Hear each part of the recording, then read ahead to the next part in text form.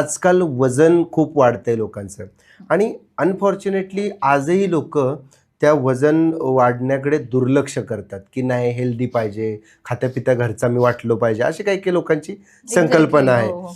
त्याचा त्या वजन वाढीमुळे त्या ओबेसिटीचा मध्ये कार्डियक रिस्क किती आहे?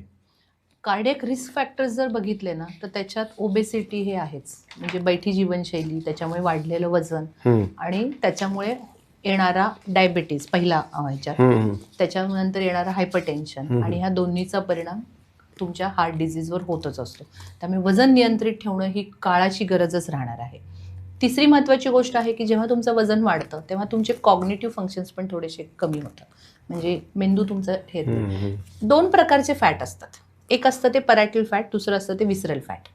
पॅराटल फॅट म्हणजे हे जे आपलं स्किनच्या खाली जे इमिजिएट आहे, हां, आणि विसरल फॅट म्हणजे ऑर्गनवर येणारं, जे दिसत नाही, जे दिसत नाही, ऑर्गनवर येतं. म्हणजे लिव्हरवर, फॅटी लिव्हर चेंजेस तुमच्या किडनीवर असतील.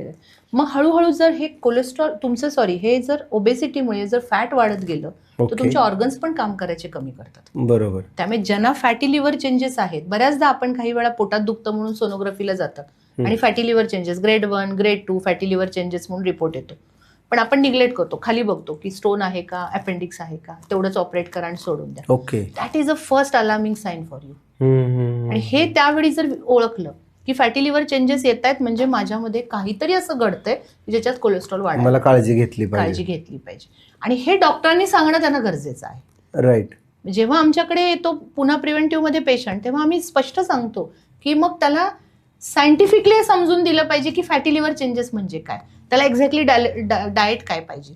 तुमच्या ऑर्गनवरचं फॅट वाढायला लागले म्हणून तर मी स्पष्टपणे सांगते की जेव्हा तुम्ही नॉनव्हेज खाता तेव्हा don't eat organs.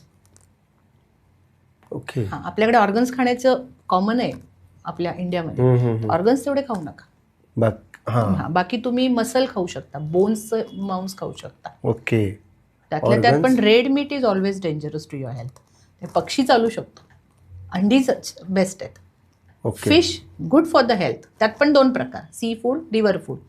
I prefer to go for the sea food. River food मध्ये आता कंटॅमिनेशन खूप आहे, सगळा इंडस्ट्रियल फ्लो सगळा नदी नाले ओढ्यात जातोय.